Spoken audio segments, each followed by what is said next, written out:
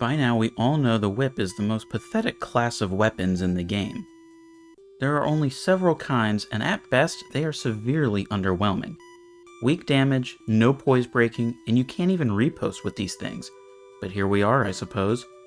You already know you can beat this game with only whips, but other videos go with the route for schoolgirls, and we're going to take the one that'll put some hair on our chests.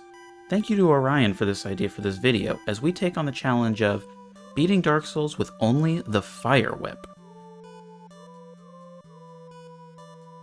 It's pretty simple really, we can only use the Fire Whip. Pretty self-explanatory, but we're gonna get the whip and ascend it to fire. Hey, that's what the viewers want, so who am I to deny them?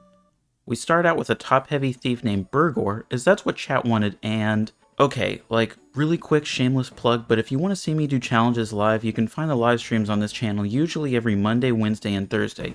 Come hang out! Anyways, we start out with the usual obligatory black firebomb setup as we skip the Asylum demon once more, ditch all of our worldly possessions, and head to Challengerun where we can begin our journey to the whip. It's located in Blighttown, which isn't the easiest trek since it's near the upper area, but we get a rave going with all the fire spiders, and after climbing some ladders we jump to the... we jumped to this ledge, and would you look at that, the whip in all its glory. Part 1 down, and wow, she definitely has seen better days. I figured the best plan of action was to get some souls for our ascension right before our upcoming descension. I decided to head to the catacombs, and you'll see shortly that this wasn't the greatest idea. But after some blind pyromancers and depressed skeletons, I attempt to spoil Vamos's focus, but I wasn't paying attention and got wrecked by skeletons. I then realized that I would need an upgraded whip for fire ascension, so I made my way through the berg, face planted into a fiery barrel, and took on the Taurus demon. Did decent damage for what it's worth, and I just gotta say it's pretty ironic as usually bulls aren't the ones whipped. We then went through the parish, and I foolishly died behind the gate, so I had to take the normal path, which was mostly just inconveniencing, as we get to Andre and level our weapon up 4 times and take on the gargoyles. The whip does damage that is sufficient enough to burn through their health bars quickly enough.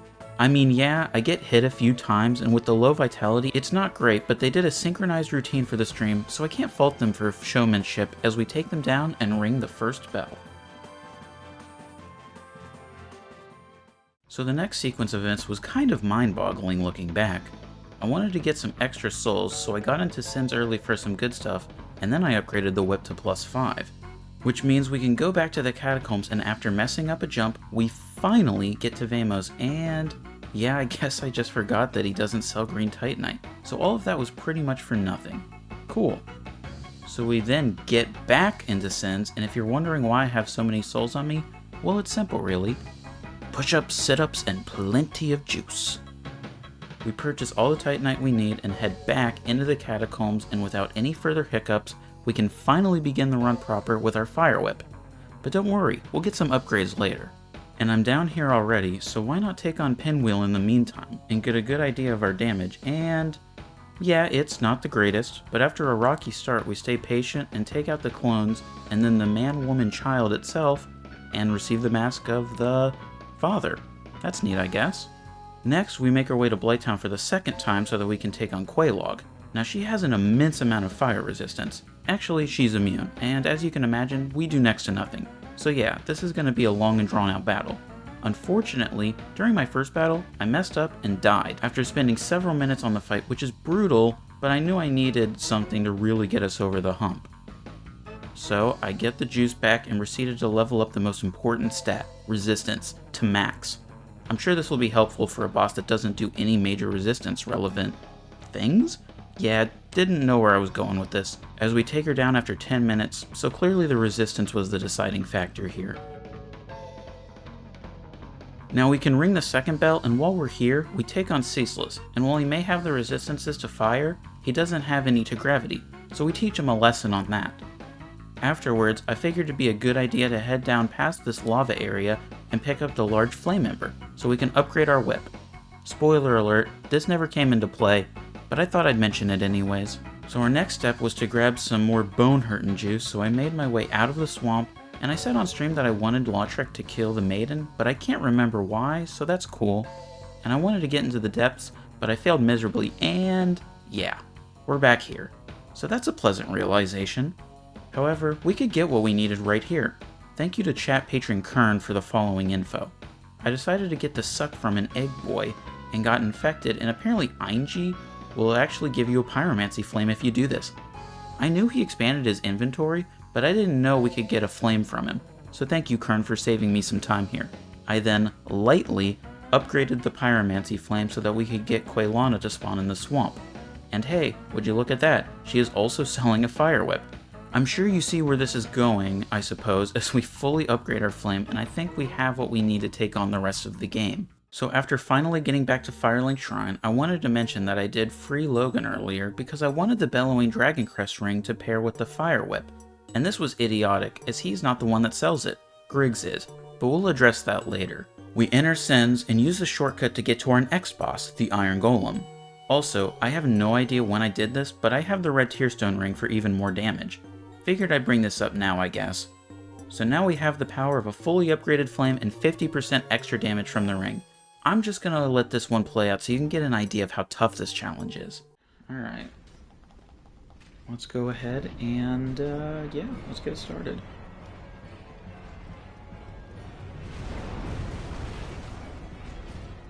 How much is this gonna do?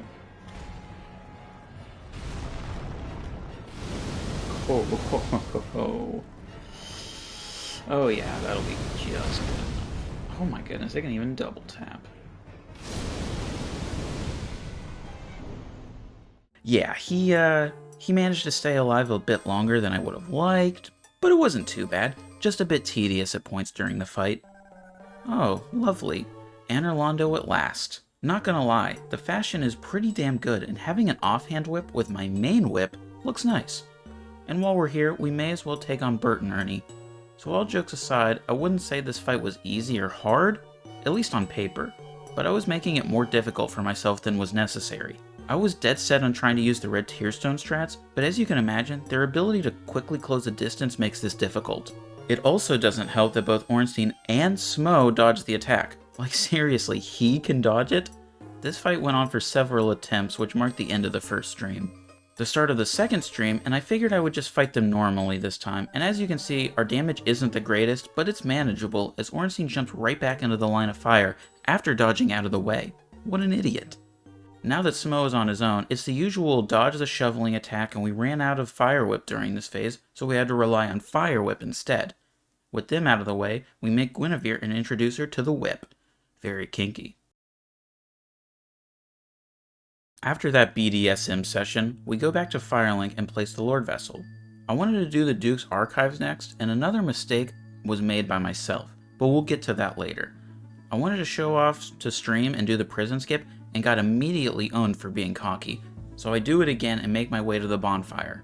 After that adventure, we grab the giant prison key and run through the forest and the ice caves, and it's seething time. We get help to take down the real boss of the area, and yeah, Fire Whip isn't the greatest here, but the damage is sufficient enough, I suppose. Also, the Fire Whip can double tap for damage if you're positioned correctly. We don't have enough Fire Whip for this, so we need the backup Fire Whip to do the rest. Pretty much the expected result. So yeah, I guess I went back to Anorlando and did the whole Lautrec invasion thing. Again, I have no idea why I thought this was a good idea or beneficial to the run, but it's nice to throw some variety into the mix. After that, we restore Anastasia and head to the lower Undead Berg. One benefit of the whip is that it can't be parried, so these thieves are no issue. Capra is up next and the dogs are easy, and the demon himself is still really easy as the Fire Whip does massive damage and the other Fire Whip does good cleanup damage. And after meeting everyone's favorite bow-wielding Hollow, I meet up with the best waifu and obtain some excrement. This will actually be useful later. It's later now, and I make my way back up to the room you were supposed to die in when Seath is there. But here's a fun fact. If you manage to die in that room, even after Seath is dead and gone, you'll end up in the prison section. That's what the dung pies are for, but I guess it would have made sense to let the crystal dude kill me, but whatever. When we get there, Fire Whip doesn't work, but we've got Fire Whip as a backup so we can get free. Now this is where the mistake that happened earlier takes place. I came down here to free Logan, but as it turns out, that it isn't just enough to free him in Sense, you actually have to speak with him afterwards so he'll move to Firelink. So that was a waste of time, and after doing that was when I realized he wasn't the one with the ring. This realization caused me to toss myself off a ledge as we make our way to Griggs, and finally after all that we can get the ring. I figured we should go do the DLC next, and while the Hydra isn't great with no shield, the Fire Whip does more than enough damage to take him down. I took on the Crystal Golem with only the great value Fire Whip, and after some definitely intentional red Tearstone strats, we free Dusk. This was also another mistake made here. We go back to the archives to pick up the broken pendant, and upon my return, Dusk's body wasn't here, so I couldn't get the Crown of Dusk. It turns out you actually need to summon her once before her gear will be available. But that's okay, we have an alternative. And if you're wondering why I didn't do so during this, her sign disappears after obtaining the broken pendant, meaning we'd have to complete the DLC before having access to the crown. But oh well. So this means we have to take on everyone's favorite VTuber, and as you can imagine by now, it was a long and drawn out tough battle that required all of my focus and attention to take him down. He seems like the kind of guy to enjoy the whip, but I can't judge. Now we can talk to Domal and buy the Crown of the Dark Sun, which is very similar to the Crown of Dusk, but it only increases our magic damage by 20% instead of 30%, but we also don't get the magic damage penalty, which is nice. Is this overkill? Maybe, but let me just say this, if less is more, think about how much more will be. Also, I guess it's time for the Demon Ruins now? We roast Kirk and take the shortcut to Lost Islith, therefore, the Bed of Chaos. After arriving, we find our last final upgrade of the run, the Chaos Fire Whip. It's similar but slightly stronger and leaves a lava trail as well, but it's more cast and it is a Fire Whip, so we'll take it. Oh, and yeah, the Bed of Chaos. Thankfully uneventful this time around, which is more than I can ask for with this gal. So now it's finally time for the DLC, and yeah, it's the Sanctuary Guardian. He takes massive damage from the whip, so you're probably not surprised there. Let's just say that the overall theme of this run was making things harder for myself than need be. Again, I wanted to do red Tearstone strats for Artorias, but Fire Whip takes too long usually, and while I had some good attempts, I ultimately failed mostly every time. And after enough deaths to both Artorias and the dog outside the arena when setting up my health, I decided screw it, I'll just do it normally, but make no mistake, I still died a couple of times even with full health, but I was able to punish his buffing which won me the fight. An hour of attempts, but whatever. Anyways, we make our way through the township, scare this creature with our whip, and we make our way to the Chasm of the Abyss, the home of Manus. I decided to do red Tearstone again, and the first attempt was my bad because I had enough health where a sneeze by him would kill me. It doesn't help that the 3 DLC bosses have massive resistances to fire. With the full setup we do okay-ish damage I guess, and I found that the leaping attack and the dark ring attack were perfect to punish him. But all things considered, I'll take 2 tries, much easier than Artorias. For Calamite, we do the usual Goth quest line. In the first attempt, I wasn't able to set up red Tearstone ring, and as you can see the damage is actually okay.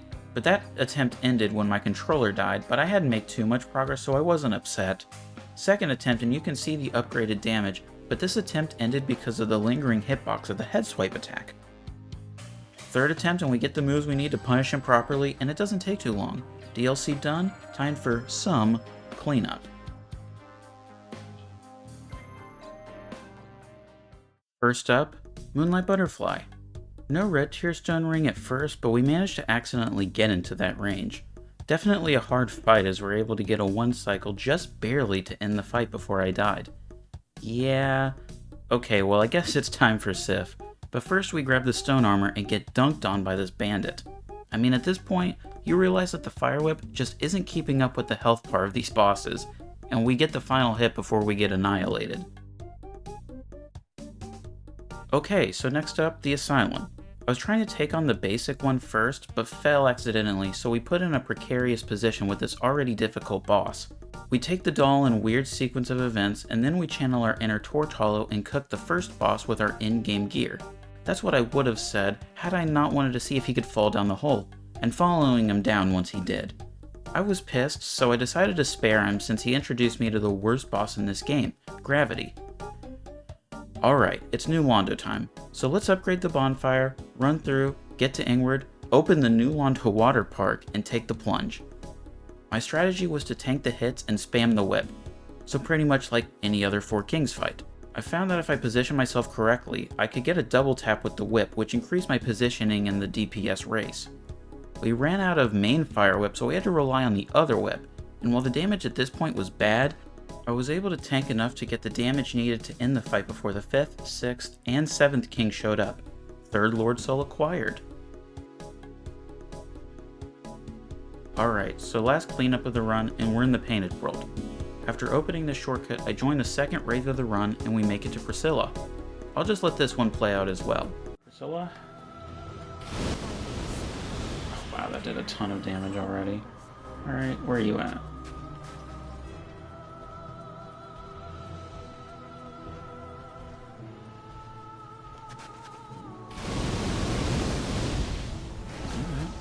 Did not stagger her out of her thing. Oh, she's literally just dead.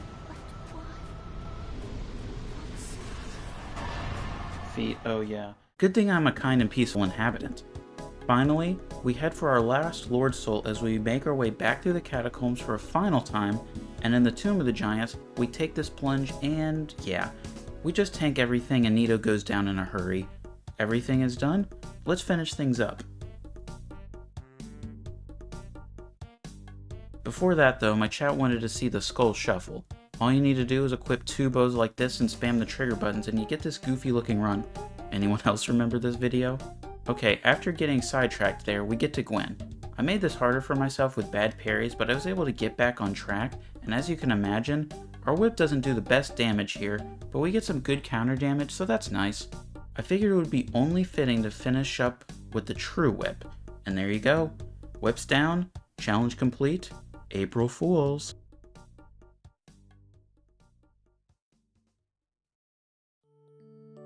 So yeah, this was a challenge run, and you can in fact beat this game with just the Fire Whip. I liked the idea for it as an April Fool's run because it's always nice to celebrate with a specifically themed run, and it seemed like a good one, and I hope you enjoyed it as well. I wouldn't necessarily recommend you do this, but I am always open to suggestions from viewers, so don't hesitate to offer any if you have them. Anyways, let me know if you liked it and how I did, and subscribe if you want to see more content from me in the future. I'm MrMetagross. Have a nice April 1st.